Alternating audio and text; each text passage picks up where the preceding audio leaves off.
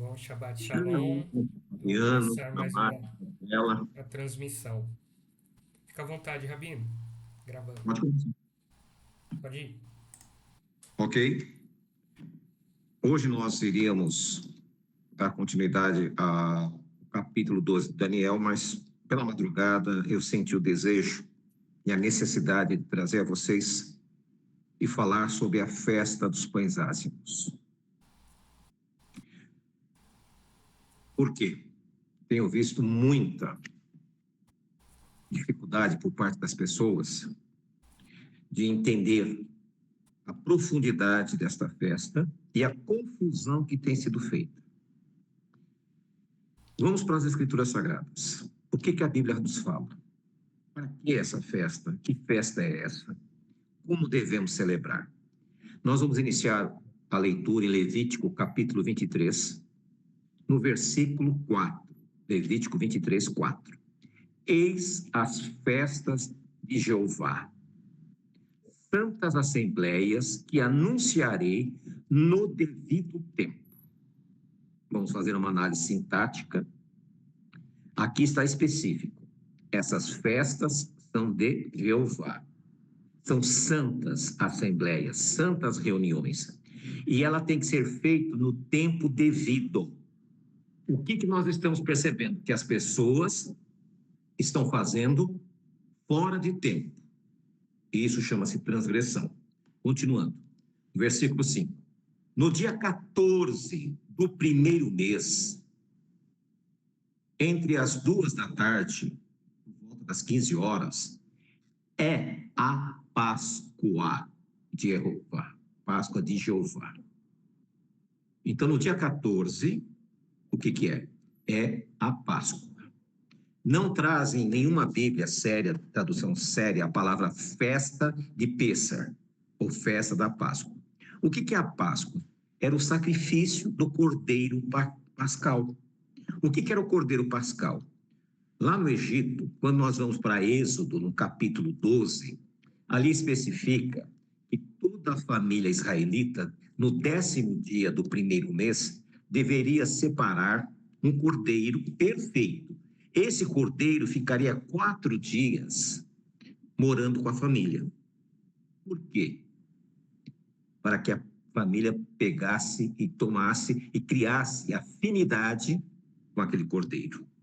No 14º dia, à tarde, por volta das 15 horas, ou hora nona, como está em algumas Bíblias, aquele cordeiro deveria ser sacrificado. O seu sangue deveria passar nos umbrais da porta, a sua carne deveria ser assada, e à noite, ao pôr do sol, entrando no dia 15, a família deveria comer aquele cordeiro assado e deveria comer com ervas amargas e pão sem fermento. Isto é a festa dos pães ázimos. Quando alguém falar para você a festa da Páscoa, não existe a festa da Páscoa. E nem tampouco o dia 14 é um Shabat, não é um sábado. O dia 15, sim, a partir do pôr do sol, é um Shabat. E dali 7 dias é outro Shabat.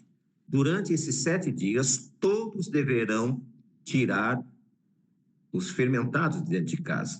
Não se poderá comer pão com fermento. Essa é a determinação que foi dada por Jeová, por Jeová, pelo nosso Deus, para o seu povo, como um estatuto perpétuo, para sempre. Mas o que chama a atenção aqui são 3 palavras. É a festa do Senhor, é santa convocação, e vocês têm que celebrar no tempo devido.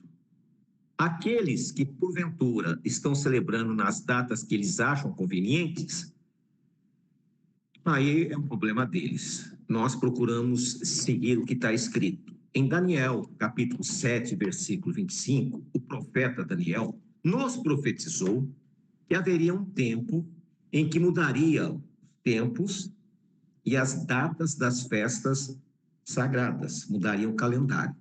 Isso aconteceu no século IV, quando Hilel, segundo o último presidente do Sanedrim, anulou cancelou o calendário baseado na lua nova, que era desde a época de Moisés, e estabeleceu o calendário romano-babilônico, que era um calendário contas fixas. Porém, esse calendário é impreciso. Esse ano, novamente, está dando diferença de 2 dias. Ou seja, estão guardando um Shabat fora do Shabat. Como está aqui, eles não estão no devido tempo, eles estão fora do tempo. Por que Deus, há 3.500 anos atrás, ele previu isso? Que as pessoas celebrariam fora de tempo. Porque ele é onisciente, onipresente, onipotente. E ele já sabia de tudo isso. Daniel também sabia. E nós hoje sabemos. E é a nossa missão resgatar as datas efetivamente corretas para cumprir esse princípio. Nós não podemos fugir do que está escrito. Nós temos que manter o que está escrito. Porém, a maioria das pessoas hoje, elas seguem a maioria como se fosse uma manada. E com o advento das redes sociais piorou. Por quê? Porque pessoas sem o menor preparo se autodenominam rabinos e aí colocam as suas ideias equivocadas sem verem o que a Bíblia está falando. Presta atenção, vou ler de novo para fixar na nossa mente. Levítico 23, versículo 4. Eis as festas de Jeová, santas assembleias que anunciareis no devido tempo. Não adianta você querer guardar as festas seguindo a manada, que tem que seguir o que está nas Escrituras Sagradas. Quando nós vamos para Gênesis, isso aqui a maioria de vocês estão cansados de ouvir, porque eu sempre falo, e sempre vou falar, porque é a mensagem que Deus nos deu para a nossa época. Quando nós vamos para Gênesis, capítulo 1, versículo 14, olha o que diz. Deus disse: façam-se luzeiros no firmamento do céu, para separar o dia da noite. Então, a lua e o sol é para separar o dia e a noite. Entende? Óbvio, né? E sirvam eles de sinais e marque o tempo, os dias e os anos. Está bem claro aqui. Os astros foram feitos para marcar os tempos, o tempo, os dias e os anos. Quando nós vamos para Salmos, capítulo 104, nessa Bíblia aqui, mas nas Bíblias normais, Salmo 104, 19. Aqui eu estou lendo, aqui é Salmo 103, 19. Fizeste a lua para marcar o tempo. Ou seja, a lua foi feita para marcar o tempo. Quando aparece a lua nova visível, por que está dando diferença de 2 dias para o calendário do judaísmo rabanita? Porque o calendário fixo que eles usam considera a lua oculta. Se você pegar um calendário, qualquer calendário aí, você vai ver que eles colocam 2 dias antes do que nós começamos. Por quê? Nós esperamos aparecer um filamento na lua nova de 2,7%, mais ou menos, e aí, tendo testemunhas, é decretado um novo mês. Não tendo como enxergar visivelmente, por causa do tempo, do clima, se não foi avistado, então no 30º dia é decretado o início do mês. E vocês veem aqui o que está dizendo o salmista: fizesse a lua para indicar os tempos. Isaías 66, 23, vocês já devem estar enjoados de ouvir falar isso. Olha o que diz aqui. E será de uma lua nova a outra, e de um sábado a outro. E virá toda a carne a adorar perante mim, diz o Senhor. Eu gostaria de frisar a todos vocês que é minha obrigação ser sincero, ser claro. não é um convite, é uma ordem, uma ordenança. Porém, cada um que escolhe o que ele acha que você deve obedecer ou não. Muitas vezes, nós ficamos, como diríamos, desse mundo perdido. E o que acontece conosco? Como disse lá em Ageu, trabalhamos, e é como colocar o dinheiro num saco furado. Nós vamos nas igrejas, vamos aqui, vamos ali, há tantas promessas de mudanças, tantas promessas de modificação, que as coisas vão acontecer e não acontece nada, porque nós estamos andando por caminhos equivocados, né? Porque nós estamos andando da nossa maneira. Ou nós tomamos uma decisão de servir a Deus e fazer parte da família de Deus, como está em Ezequiel 20:20, quando ele diz assim: santificai os, no plural, meus sabatotes, ou seja, o 7º dia, as festas bíblicas, pois servirão de sinal para vós. Por que esse sinal? Lembra que lá no Egito não foi colocado o sangue do cordeiro sobre o umbral da porta? E quando o anjo da morte passou, ele passou por cima, passar por cima. É o que acontece quando você obedece os mandamentos de Deus. Você tem um sinal. Quando o inimigo vem tentar destruir você, ele é obrigado a passar por cima, porque você está em aliança com Deus. É isso que eu tenho tentado dizer a vocês. Vocês têm 6 dias na semana para fazer o que vocês quiserem. Mas as pessoas resolveram pegar o dia sagrado e fazer as suas coisas do seu próprio interesse. E o que vai acontecer com essas pessoas? Elas vão ficar sem o sinal. E quando as pragas que já estão chegando, quando você acompanha o bom jornal, não o jornal da televisão, da mídia, mas tem bons jornalistas nas redes sociais, jornalistas competentes, e o que está acontecendo no mundo, tudo indica que nós estamos chegando numa encruzilhada. Os sinais proféticos estão para acontecer. As pragas estão para vir. E aquele que não tiver o sinal de Deus, ele não vai ser poupado.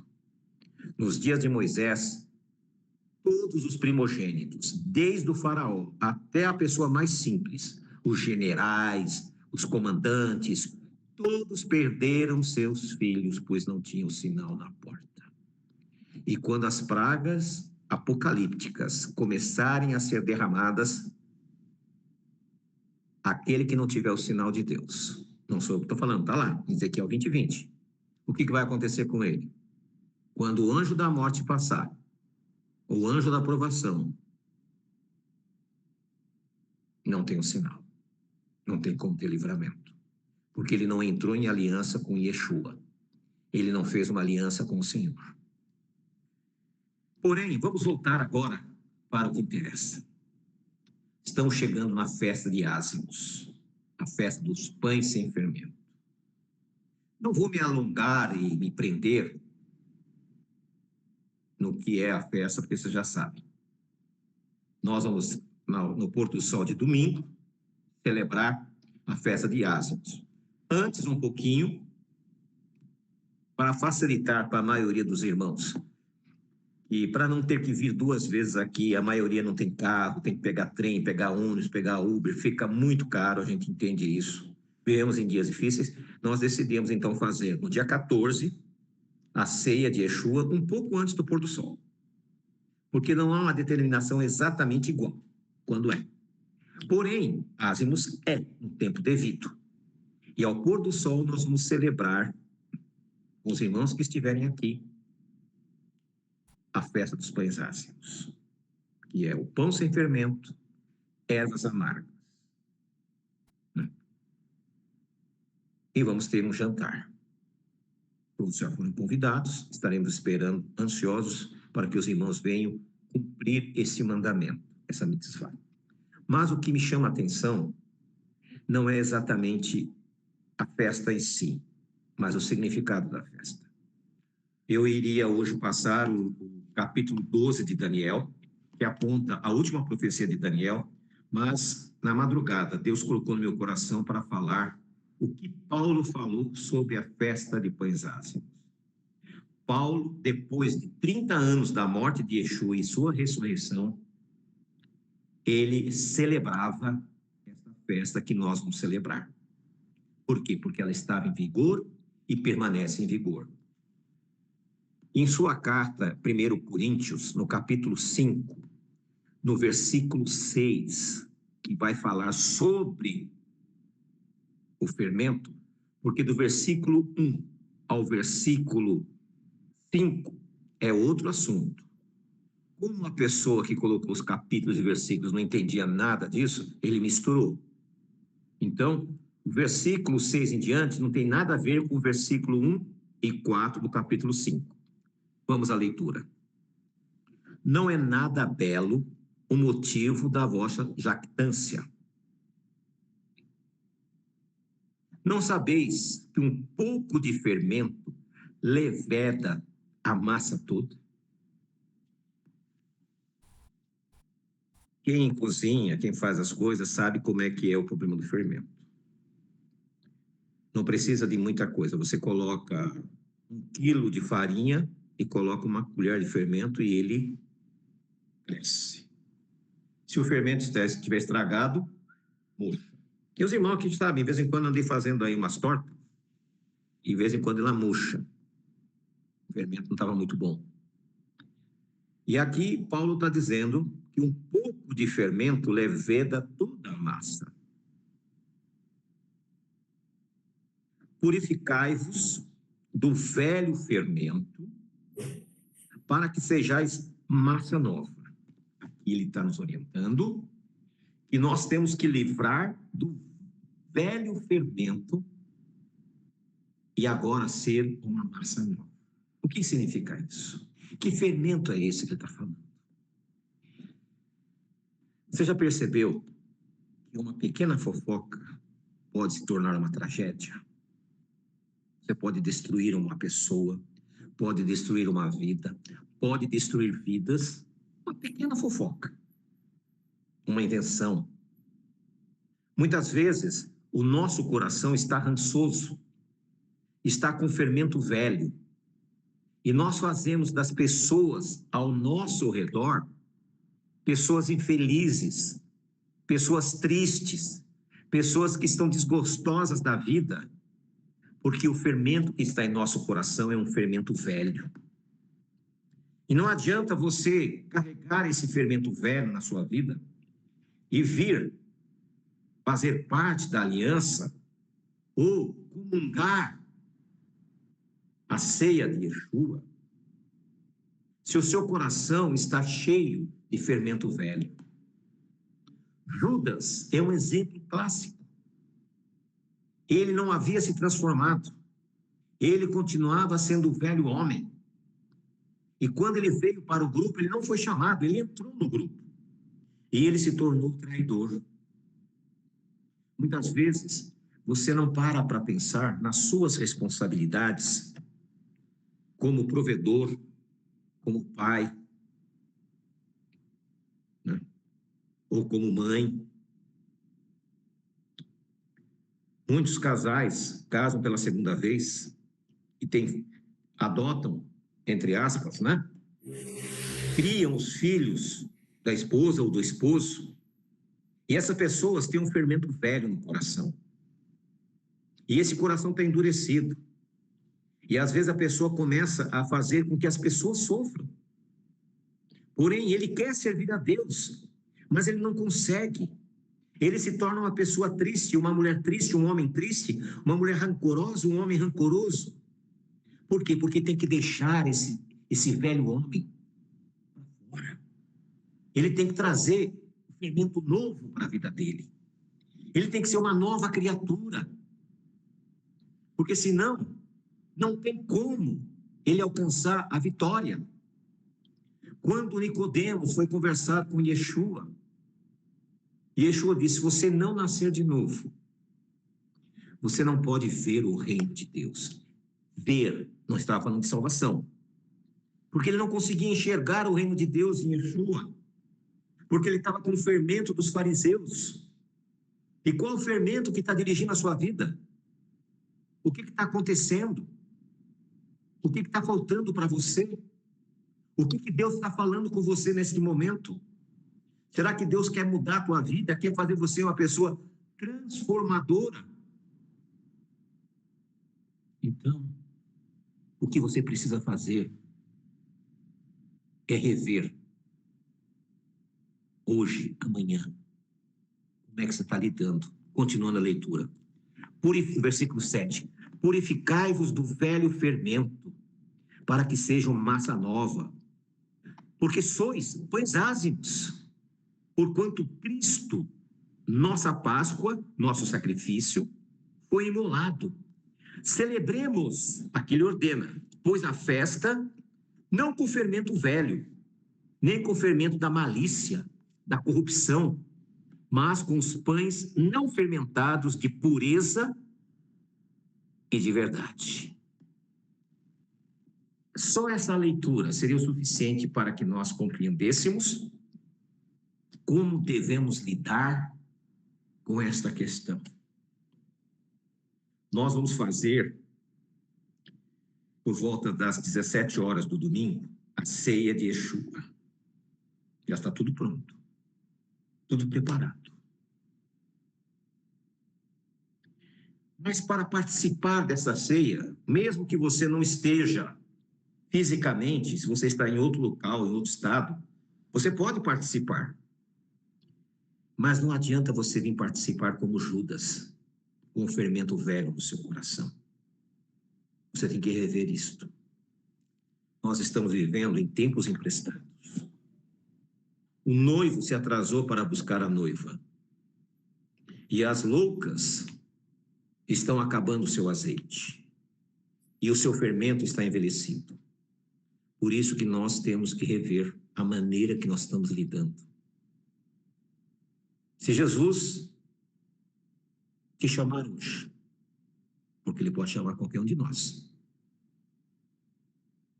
que situação vai ser a sua?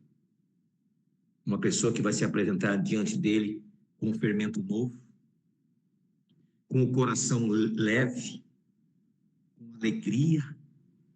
E as pessoas que vão ficar para trás, elas vão sentir-se aliviadas ou entristecidas porque uma pessoa maravilhosa, uma pessoa amorosa, uma pessoa carinhosa, uma pessoa que tem o coração segundo o coração de Deus, partiu. Tudo pode acontecer. Nós vamos entrar em aliança novamente, porque Yeshua diz, fazer isso em memória de mim. Todos os anos nós fazemos isso. E você? Vai dizer, não vou fazer não? Porque eu não quero mudar? Eu quero continuar sendo o que eu sou? Não, eu quero ser uma nova criatura. O objetivo das festas bíblicas é este, ser uma nova criatura. E se você ainda não conseguiu entender, se você ainda está preso nesse mundo tenebroso, Deus te deu uma oportunidade. Vocês tiveram uma oportunidade. Aí você pode dizer, não, mas eu não sou judeu, eu sou, sei lá o que eu sou. Isaías 56, todos vocês conhecem. É a única porta que Jesus abriu para o gentio. A irmã Rosângela postou um vídeo sobre Pinei Noa. Quem não assistiu, assista, por favor. Vou até pedir para ela repostar para que os irmãos possam ver. O absurdo que foi esses apostatados criarem esse apartheid religioso. Nós temos a opção de servir a Deus, de entrar na presença de Deus e sermos tão queridos como os filhos de Deus naturais. Olha o que diz Isaías 56. Eis o que diz Jeová. Respeitai o direito e praticai a justiça. Então, nós, a primeira coisa, como gentios, como messiânicos, como judeus, temos que respeitar o direito e praticar a justiça. Lá em Atos 15, fala a mesma coisa. porque minha salvação não tarda a chegar, ou seja, a salvação do Senhor não vai tardar. E a minha justiça a revelar-se. A justiça de Deus está prestes a revelar na sua vida. Se você se sente injustiçado, se você se sente perseguido, se você se sente maltratado, Jeová manda dizer, a minha justiça está chegando. Você tem sido uma serva fiel, um servo fiel. Então não se precipite, não se preocupe, ela está chegando. Versículo 2, feliz do homem que assim se comporta, e o filho do homem que se atém a isso. Primeiro, que observa o sábado sem profaná-lo, e se abstém de toda a massa. Então, primeira coisa que você tem que fazer é guardar Shabat. Ah, mas eu não posso porque eu trabalho. Tem uma má notícia para você. Você vai morrer trabalhando. Porque quem trabalha Shabat nunca para de trabalhar. Vai morrer trabalhando. Porém, aqueles que entram em aliança são mais que abençoados, como diz Ageu. Não há trigo nos silos. Não há frutas nas árvores. Porém, a partir de hoje eu vou te abençoar. Quando nós entramos em aliança com Deus, Deus nos abençoa do zero. Não precisamos ter nada. Agora, se você quer trocar a sua eternidade por uma transgressão, aí é uma escolha sua. Me perdoe se eu sou muito direto, muito, porque eu não posso me omitir, porque senão Deus vai cobrar de mim. E o estrangeiro que se desejar se afeiçoar-se a Jeová, não diga, certamente Jeová vai me excluir do seu povo. Isso aqui acaba com essa besteira, essa farsa de Binei Noa que foi inventado para que você não vá numa sinagoga judaica. Não diga isso.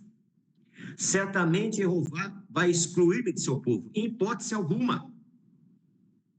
Não diga eunuco, sou apenas um leiro seco.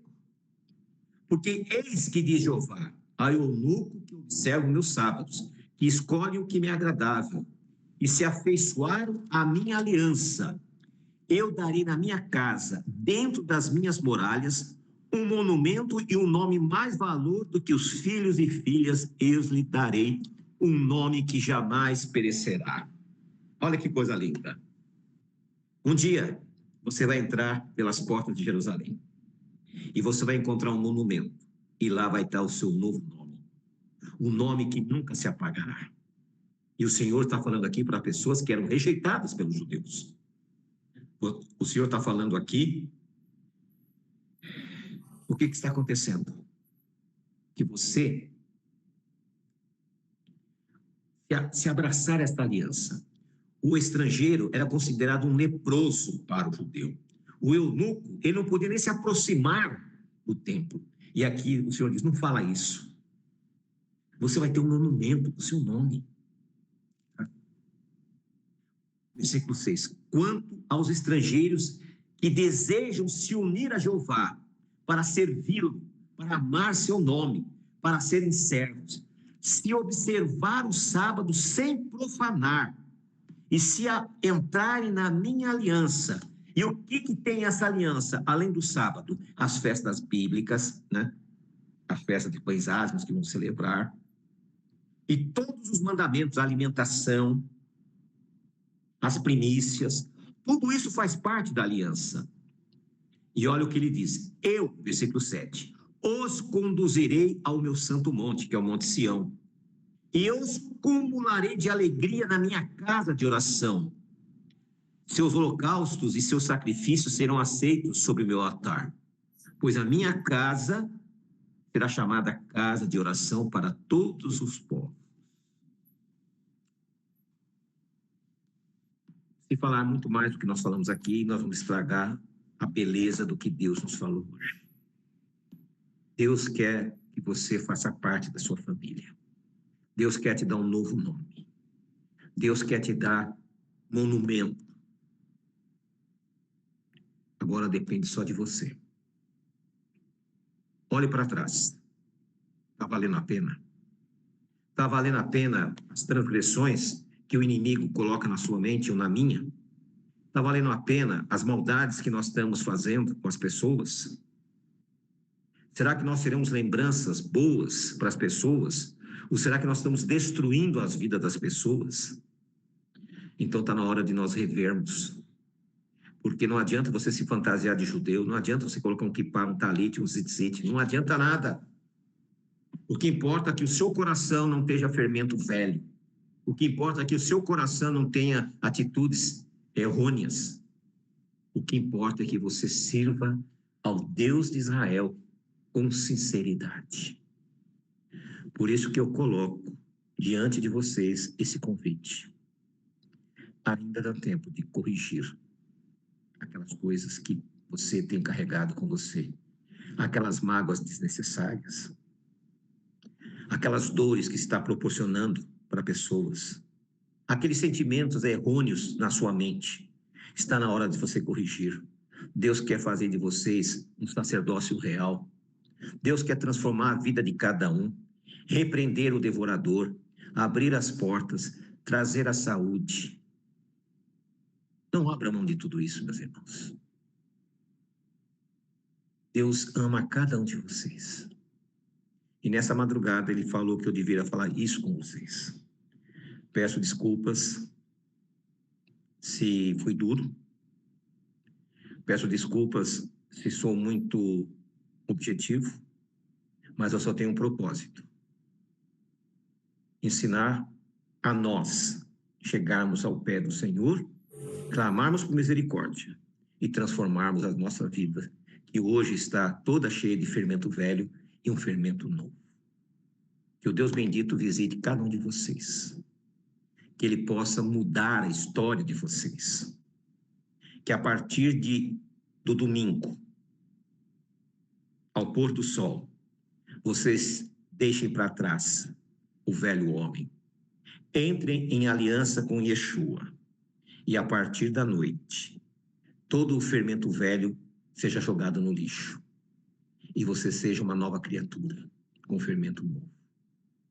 Que o Deus bendito visite vocês a cada momento.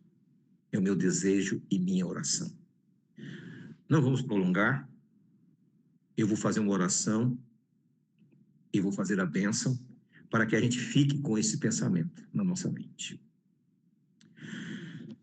Senhor nosso Deus, estamos agradecidos ao Pai pela vida dos teus filhos que hoje participaram